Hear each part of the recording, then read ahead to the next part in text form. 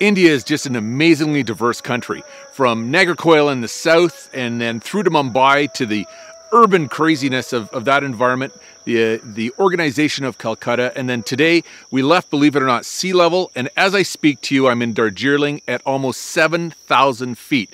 It was just an amazing day of travel, a Sabbath day's journey, if you will. It really was.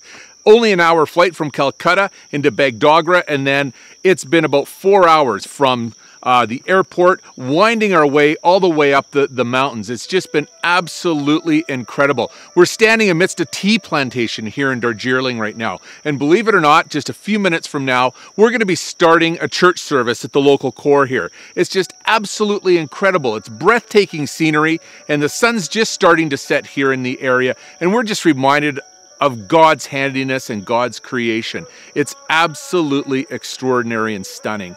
We've been blessed this week to be all across India and to meet some really fascinating people in very important Salvation Army ministries. We're going to share more about their stories with you this week, but right now we just want to give you a bit of a panoramic view of the Darjeeling tea plants just before we go into the service. God bless you, and thanks again for watching.